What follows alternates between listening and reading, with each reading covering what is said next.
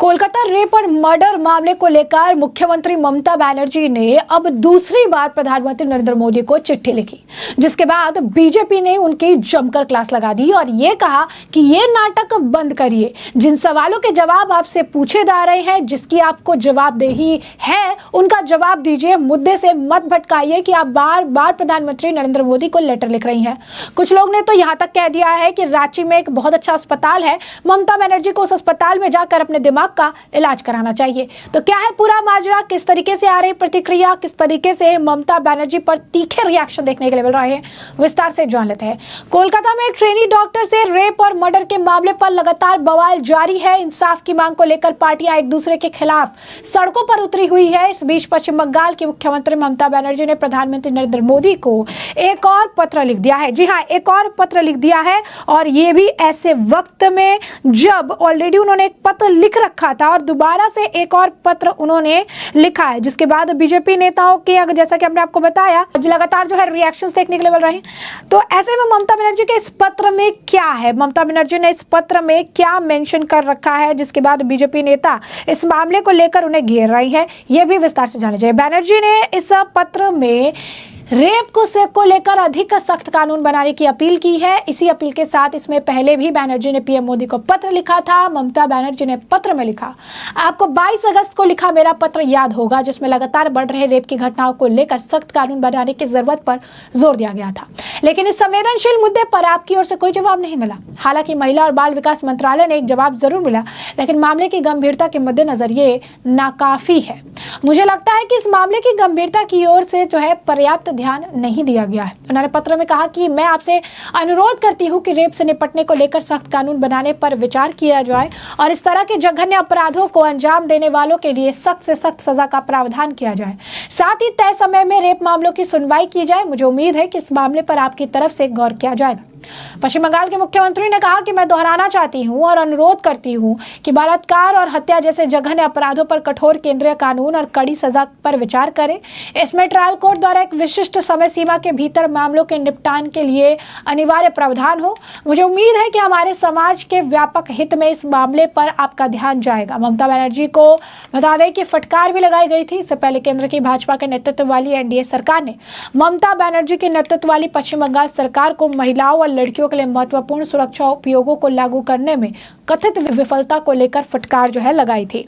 यानी ममता बनर्जी आज जो चीजें कह रही हैं, जो दिखाने का प्रयास कर रही हैं, पत्र लिखकर ये बताने का प्रयास कर रही हैं कि उन्होंने अपनी तरफ से काफी जो है कुछ किया, उन्होंने अपनी तरफ से काफी एफर्ट्स डाले हैं, लेकिन ऐसा होता नजर नहीं आ रहा है। महिला और विकास जो है बाल विकास मंत्री अन्नपूर्णा देवी ने कहा कि 48,600 बलात्कार और पॉस्को मामलों के लंबित होने के बावजूद राज्य शेष 11 फास्ट ट्रैक विशेष अदालतों की स्थापना करने में विफल रहा। केंद्रीय मंत्री ने यह भी कहा कि पश्चिम बंगाल महिला हेल्पलाइन, आपातकालीन प्रतिक्रिया सहायता प्रणाली ERSS और चाइल्ड हेल्पलाइन जैसी प्रमुख आपातकालीन हेल्पलाइन को लागू करने में विफल रही है। बता दें कि 9 अगस्त को कोलकाता के आर्जिकल मेडिकल कॉलेज और अस्पताल के सेमिनार हॉल में ट्रेनी डॉक्टर का शव मिला था। डॉक्टर का रेप के बाद मर्डर कर दिया गया था। इस मामले की भयावहता को मद्देनजर कोलकाता के ही नहीं, देश भर में लोगों का गुस्सा फूटा। इसके बाद बड़े पैमाने पर प्रदर्शन हुआ। इस मामले के मुख्य आरोपी संजय राउत को गिरफ्तार जो है कर लिया गया है। बीजेपी नेता अमित मालविया ने इस मामले को लेकर ममता बनर्जी की पोल खोल दी और उन्होंने ममता बनर्जी को झूठा करार दिया। उन्होंने लिखा कि ममता बनर्जी झूठी हैं। केंद्रीय महिला और बाल विकास मंत्री श्रीमती अन्नपूर्णा देवी ने 25 अगस्त 2024 को पश्चिम बंगाल के मुख्यमंत्री को जवाब दिया था। अपने पत्र में बिंदु 4 में उन्होंने विशेष रूप से उल्लेख किया कि पश्चिम बंगाल सरकार ने बलात्कार और पॉस्को से संबंधित मामलों को निपटाने के लिए एक भी फास्ट ट्रैक कोर्ट की स्थापना नहीं की। फास्ट ट्रैक विशेष न्यायालयों के संबंध में यह कहा गया कि बलात्कार और यौन अपराधों के बच्चों के संरक्षण अधिनियम से संबंधित लंबित मामलों में शीघ्र परीक्षण और निपटान के लिए समयबद्ध तरीके से एक केंद्र प्रायोजित योजना यानी फास्ट ट्रैक विशेष न्यायालय योजना अक्टूबर 2019 में शुरू की गई थी। 6/30/2024 तक 30 राज्यों केंद्र शासित प्रदेशों में 409 अन्य पॉस्को न्यायालय सहित 752 FTSC कार्यरत है, जिन्होंने योजना की शुरुआत में अब तक 2,53,000 से अधिक मामलों का निपटारा किया। इस योजना के तहत पश्चिम बंगाल राज्य को कुल 123 FTSCS आवंटित किए गए थे, जिनमें 20 अनन्य पॉस्को न्यायालय और 103 संयुक्त FTSCS शामिल थे, जो बलात्कार और पॉस्को अधिनियम दोनों मामलों से निपटते थे। हालांकि इनमें से कोई भी अदालत जून 2023 के मध्य तक चालू नहीं हुई थी। पश्चिम बंगाल राज्य ने 8/6/2023 को पत्र के माध्यम से योजना भाग लेने की अपनी इच्छा व्यक्त की थी, जिसमें 7 FTS शुरू करने की प्रतिबद्धता जताई गई। संशोधित लक्ष्य के तहत पश्चिम बंगाल को 17 FTS आवंटित किए गए थे, जिनमें से 30/6/2024 तक केवल 6 अन्य पॉस्को न्यायालय चालू हो गया। पश्चिम बंगाल में बलात्कार और पॉस्को के 48,600 मामले लंबित होने के बावजूद राज्य सरकार ने शेष 11 FTS शुरू करने के लिए कोई कदम नहीं उठाया। इस संबंध में कार्रवाई राज्य सरकार के पास लंबित है। ये ममता बनर्जी के लिए स्पष्ट करना आवश्यक है कि बंगाल सरकार ने महिलाओं और लड़कियों की सुरक्षा के लिए जो है मौजूद कड़े नियमों और विनियमों को लागू करने के लिए कुछ क्यों नहीं किया। पत्र लिखना बंद करिए, सवाल के जवाब दीजिए, आप जवाब देंगे हैं। यानी यहाँ पर अमित मालविया ने ममता बनर्जी की जमकर जो है क्लास लगा दी और ये कहा कि पत्र मत लिखिए बल्कि जवाब दीजिए, क्योंकि यहाँ पर आपकी जवाबदेही बनती है। वह इस मामले को लेकर बीजेपी के जो है नेता, उनका भी बयान सामने आ रहा है। प्रतिक्रियाओं का दौर जो है देखने के लिए मिल रहा है। ऐसे में अब इस मामले को लेकर ज्योतिमय सिंह महातो बीजेपी के नेता है, क्या कह रहे हैं वो जरा सुनिए। ममता बनर्जी अभी पूरा बौखला गई है, क्या बोलना है नहीं बोलना इसको कुछ पता भी नहीं चल रहा। इसका सलाहकार कौन है मुझे पता नहीं, लेकिन मैं इतना बोल सकता हूं कि हमारे बगल में जो प्रदेश है रांची, झारखंड का कैपिटल है, वहां एक हॉस्पिटल है, वहां बहुत बेहतर ट्रीटमेंट होता है। इमीडिएट इनको एडमिट कर देना चाहिए। ये कभी बोलती है कि 15 दिन में इसको फांसी में लटका दो, उसको लटका दो। भाई इन्वेस्टिगेशन तो होने दो। ये इन्वेस्टिगेशन होगा तो ये जो इन्वेस्टिगेशन कर रहे हैं उनका हाथ कहां तक जाएगा, इनके तो पहुंचने दो। आप इसको सिर्फ और सिर्फ किसी एक छोटा सा मुर्गा को पकड़ के हलाल कर दिए, ऐसे नहीं चलेगा। आप उसके चक्कर में हो। दूसरी बात है, ये पहले जो केंद्र से जो फास्ट ट्रैक कोर्ट का जो दिया गया था आपको ओपन करने के लिए, आप क्यों नहीं किए? क्या मकसद था आपका? इसके पहले इतना मर्डर हुआ, इतना रेप हुआ, आप एक एक अगर गिनती करवाएं तो आपका घंटों लग जाएगा। इनके सरकार में जो हुआ, आप कहां गया था? जनता जब सड़क पे आ गई, जब एकदम मैं देख रहा था धरना मंच में एक 2.5 साल की बच्ची आई थी, वो भी बोल रही है वी वांट जस्टिस। आप सोच के देखिए, 2.5 साल की बच्ची, मैं भी नहीं सोचा था जो बात मतलब सिर्फ बात करने के लिए सीख रही है, ऐसे बच्ची बोल रही है। क्यों बोल रही है? बंगाल का माहौल तैयार हो गया है, लोग बोल रहे हैं कि ममता बनर्जी नहीं चाहिए। और अब इसमें ये बौखला के डेली कुछ ना कुछ चिट्ठी पत्र करके माहौल को ये गर्म करना चाहती है, लोगों को गुमराह करना चाहती है। लोग नहीं गुमराह होंगे, चिंता मत करिए।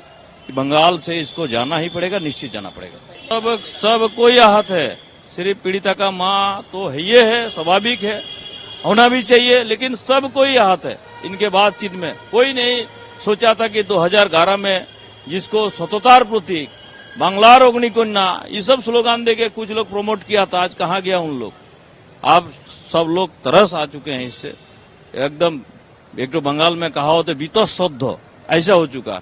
इसका जाना ही पड़ेगा, नहीं जाने से यहाँ बंगाल में शांति चैन नहीं आएगा। जैसा कि आपने सुना, कह रहे हैं कि एक सिर्फ चिल्लाती रहती है फांसी दे दीजिए, फांसी दे दीजिए, फांसी दे दीजिए, तो ऐसे नहीं होता है। पहले गिरबान तक तो उनके पहुंचने दीजिए। जो इस मामले में जिन लोग भी इन्वॉल्व है, ये जल्दी जल्दी मामला निपटाने की कोशिश करती है, कहती है फांसी दे दीजिए, सारी चीजें वो कहती रहती हैं। जब इनके हाथ में कानून व्यवस्था थी, ये कुछ नहीं किया इन्होंने। ये इनकी आदत बन गई है कि ये इस तरीके के बयान देती रहती है और ये सारी चीजें जो है करती रहती है, क्योंकि ये इनकी आदतन चीजें हैं। अब यहाँ पर उन्होंने भी कहा कि यहाँ पर एक अस्पताल भी है जहां पर इस चीजों का अच्छा इलाज होता है, ममता बनर्जी को यहाँ इलाज कराना चाहिए। उड़ीसा के गवर्नर रघुवर दास का भी इस मामले पर बयान है, क्या कह रहे हैं रघुवर दास, जरा सुनिए। पश्चिम बंगाल में जो एक ट्रेनी डॉक्टर के साथ हॉस्पिटल के अंदर जिस तरह की जघन्य रेप के बाद हत्या करना, और अस्पताल प्रशासन हो चाहे लोकल प्रशासन हो, जिस तरह लापरवाही बरती,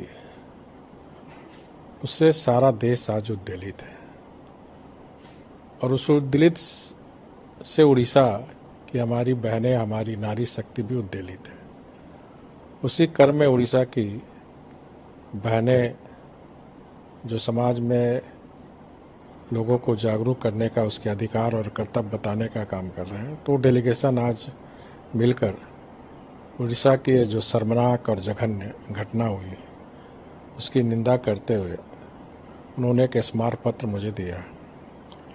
मैं स्मारक पत्र को पश्चिम बंगाल के महामहिम राज्यपाल के पास ठोस कार्रवाई के लिए, ताकि जो भी जांच हो वो एक टाइम बाउंड के तहत उस अभियुक्त पर फास्ट ट्रैक के द्वारा 15 दिन के अंदर उस पर फैसला हो और सख्त से सख्त कानूनी जो प्रावधान है उसकी तरह कार्रवाई हो, ताकि फिर किसी की हिम्मत इस तरह की ना हो। नहीं, देखिए, कहीं ना कहीं जो प्राचीन काल से हम नारी शक्ति को पूछते आए हैं, नारी शक्ति को ही हम कभी माँ दुर्गा, कभी माँ काली, कभी माँ सरस्वती, माँ लक्ष्मी के रूप में पूजा करते हैं। और उस नारी शक्ति के साथ जिस तरह के कलकत्ता सहित देश के विभिन्न राज्यों में ये जो विभत्स रूप हम सबको देखने को मिल रहा है, वो निश्चित रूप से हम सबके लिए चिंता का विषय है। ये किसी राजनीतिक विषय नहीं होनी चाहिए। पूरे देश को, इसमें सभी राजनीतिक दल को, सभी सामाजिक संगठन को इस पर चिंता करनी चाहिए कि हाल के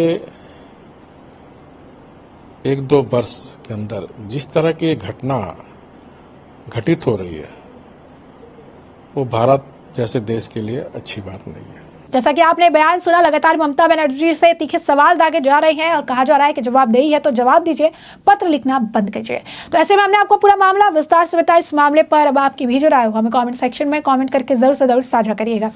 धन्यवाद।